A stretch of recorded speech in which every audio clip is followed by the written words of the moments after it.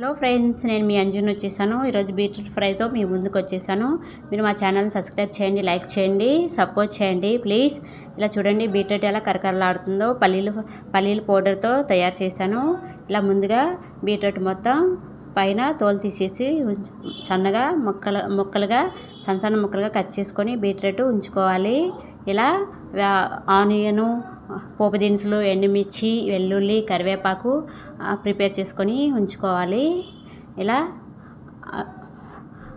వేరుశనగల powder, కారము, salt, turmeric powder ఇలా ఉంచుకోవాలి.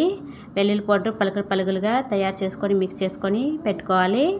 ఇలా ఒక బౌలు తీసుకొని ఆయిల్ వేసి అందులో పోపు దినుసులు ఫ్రై అయ్యేలాగా వేసుకోవాలి. ఎండుమిర్చి, కరివేపాకు, వెల్లుల్లి మొత్తం యాడ్ చేసుకొని ఫ్రై అయ్యేంత వరకు ఉంచుకోవాలి.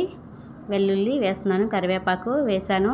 నేను ముందుగా కరివేపాకు వేయలేదు. ఇలా ఫ్రై చేసుకొని ఉంచుకోవాలి. ఇది ఫ్రై అయిన తర్వాత ఆనియన్ మిక్స్ చేసుకోవాలి. ఆనియన్ కూడా ఫ్రై అయ్యేంత వరకు బాగా మిక్స్ చేయాలి. ఇలా ఆనియన్ రెడ్ కలర్లో వచ్చేంత వరకు ఇలా మిక్స్ చేస్తూ ఉండాలి. ఆయిల్లో 2 minutes ఆనియన్ ఫ్రై అవ్వాలి.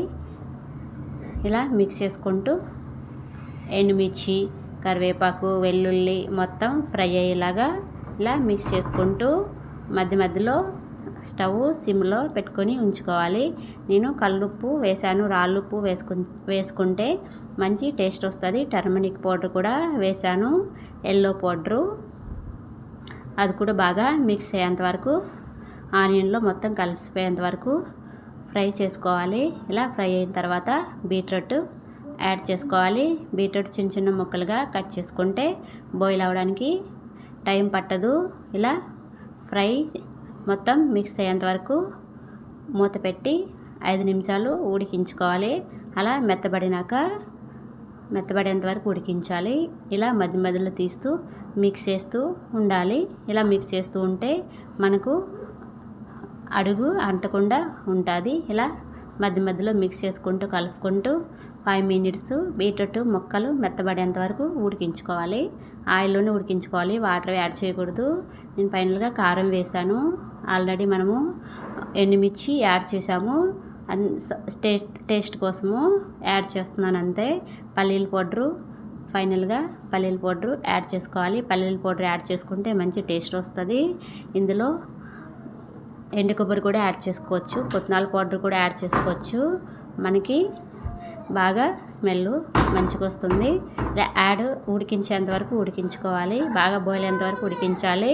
ఇలా ఉడికిన తర్వాత 5 minutes అలా కలుపుతూ చూడండి ఎలా పలుకులుగా తయారైందో. చిన్నపిల్లలకి ఇది మంచి పోషకాహారము.